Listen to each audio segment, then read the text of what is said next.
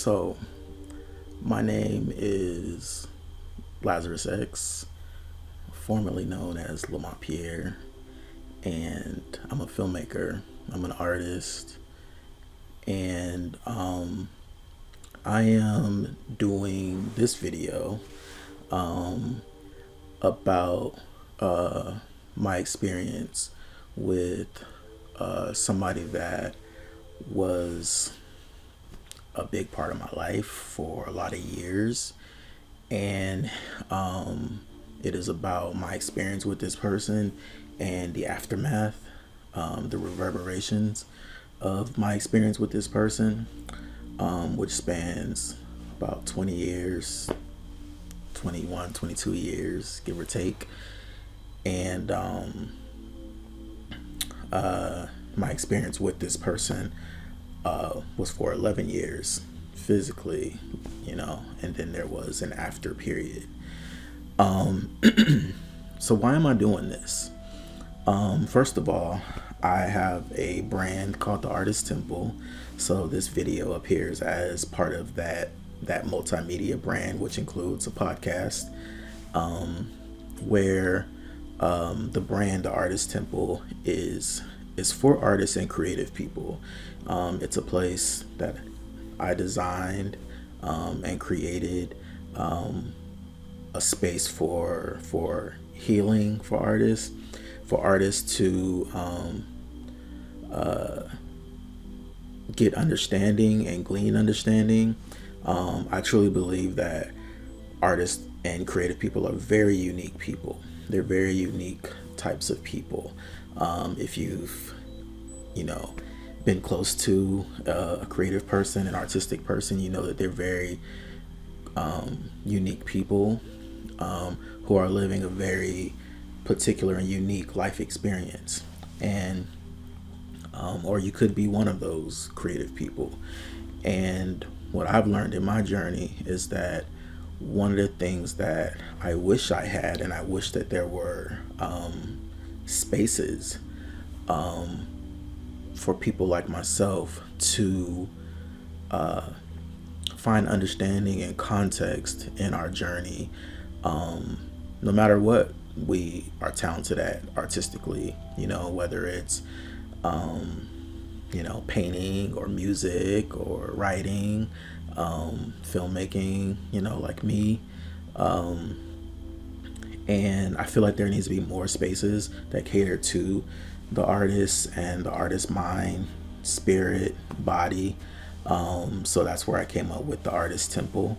So I'm doing this video as a testimony of something that I experienced with somebody and the way that it reverberated throughout my life, which I think had a big connection to the fact that I'm an artist and a creative person, the way that I dealt with it, what I wasn't prepared for, and again, the lasting long-term effects, even after the person is already not in your life. And unfortunately, the person that I'm going to be talking about, he's probably going to come out looking pretty bad in this, but it's the truth. And I've been, like, as a creative person, I've been finding ways to tell my truth that also gave grace to different people, that were connected to my truth in my life.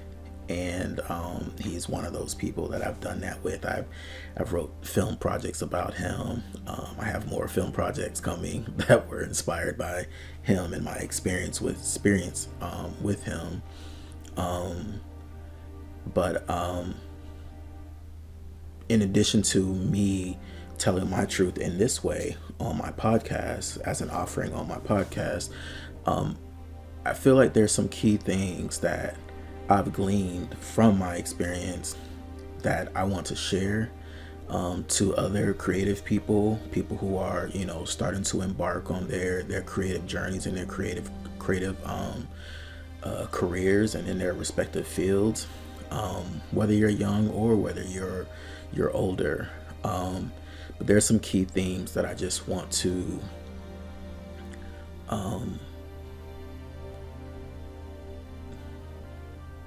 introduce, express that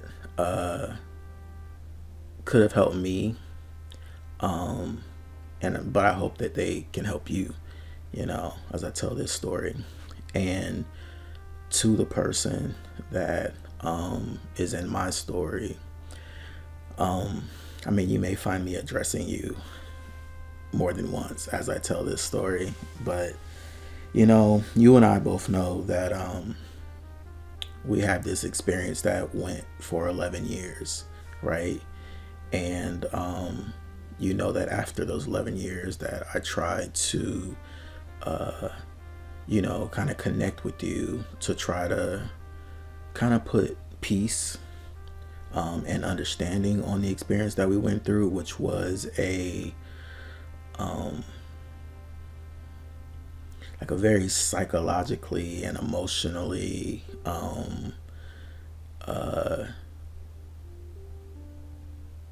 illuminating experience. And you have chosen not to want to engage in any of that unpacking, which is your choice.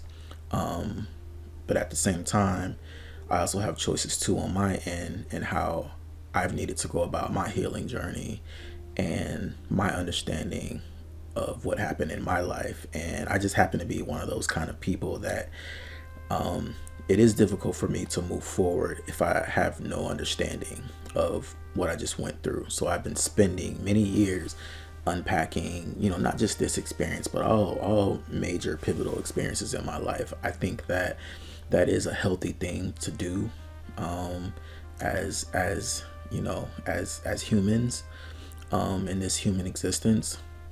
I think that we get caught up in the busyness of our lives and all the distractions of the human existence, and we don't take a lot of time, and a lot of us don't have the level of consciousness to unpack the things that we're going through and that we're experiencing and kind of making sense of it and asking the what's, the whys, the hows, and usually we end up just repeating patterns and repeating cycles.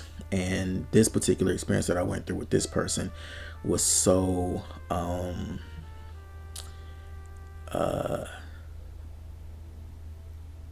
transcendent to me in so many ways that I did not want to repeat it with somebody else.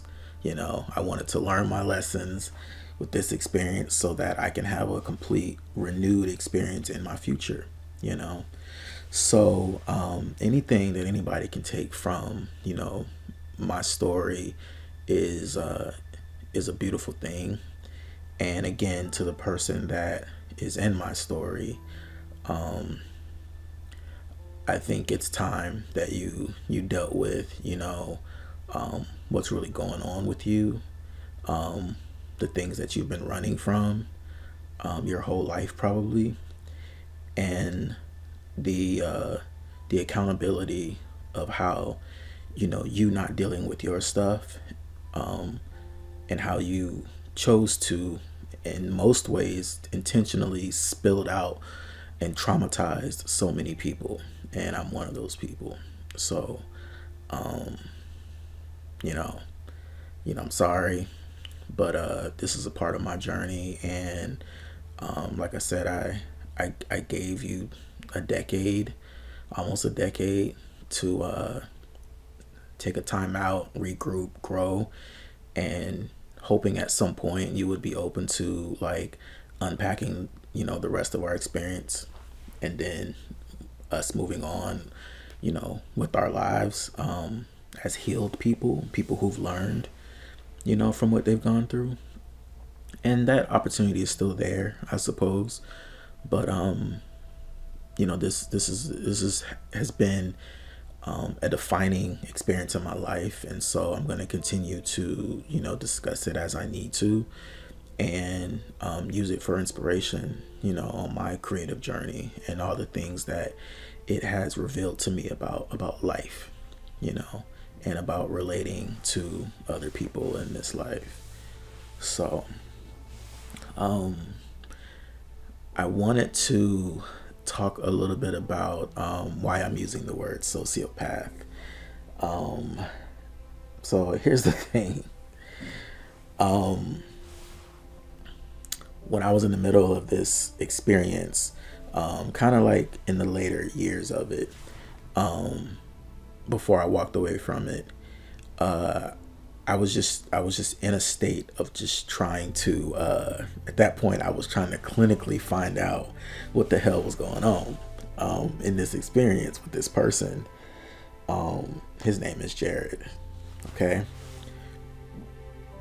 so I went researching, and my research led me to two terms: sociopath and psychopath. And so once I read up on both, I was able to narrow him down to you know having most of the sociopathic traits, right?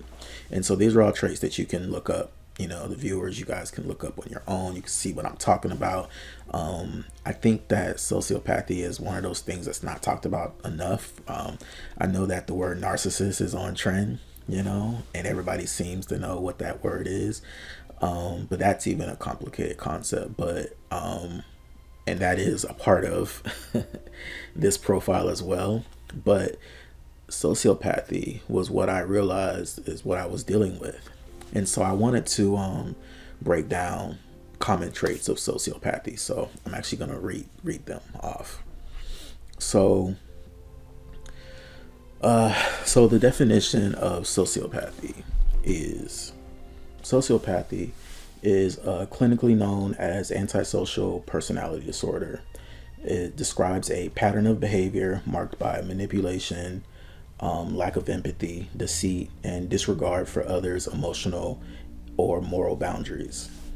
So, common traits of sociopathy are charm without conscience, all right, extremely charismatic, knows how to marry your energy and interest to win trust, chronic lying, lies effortlessly, even when unnecessary, lies become a part of identity, emotional manipulation, exploits others' empathy and uses guilt or affection to control outcomes. No genuine remorse is another trait. Can acknowledge wrongdoing verbally but feels no actual empathy or guilt. Shallow emotions, mimics feelings but doesn't experience them deeply. Reactions are performative. Gaslighting, rewrites history, denies obvious facts, makes you doubt your memory or sanity. Image management, obsessed with how they are perceived, constructs a false self that looks admirable. Exploitation of trust, uses people's talents, time, or love for personal advancement. Lack of accountability, never takes true responsibility, always blames others or circumstances. Intermittent reinforcement, alternates affection and withdrawal to keep control, keeps others off balance. Parasitic lifestyle, feeds off others' resources, reputation, or emotional labor without reciprocity. Reactive rage or cold detachment, either erupts in disproportionate anger or becomes eerily emotionless when confronted. No long-term loyalty is another trait. Relationships exist only as long as they serve the sociopath's current needs. Mimicry of morality, speaks the language of integrity, empathy, or spirituality without ever living it. And then predatory opportunism, spots vulnerability as an entry point, professionally, emotionally, and romantically.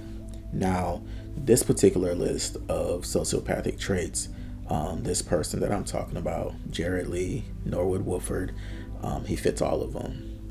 They all fall within my experience of him over the past 20 years. So I'm going to talk about my story, and I'm not here to convince anybody of anything. I'm sharing my story, and I hope that anybody, young, middle age, or older, can just take something from this story. And yeah, again, to the person that this is about, I hope you get some help. I hope you get some help because you are playing with fire, the way you've been moving and navigating through the world. And to be honest with you, you're lucky that I've always been able to pull myself back from when I really wanted to make you feel the effects of your behavior, and that I chose to rechannel every time. I chose to rechannel and pour into myself, my healing, my understanding of self, and my purpose in the world, which is to, you know, illuminate the world with my art, and with things that I know and that I want to offer the world. So I chose to channel my rage, my anger, my resentment, my frustrations, my trauma, positively as opposed to negatively. And but not everybody has the level of consciousness to do that, you know. So anyway, here we go. So 2005,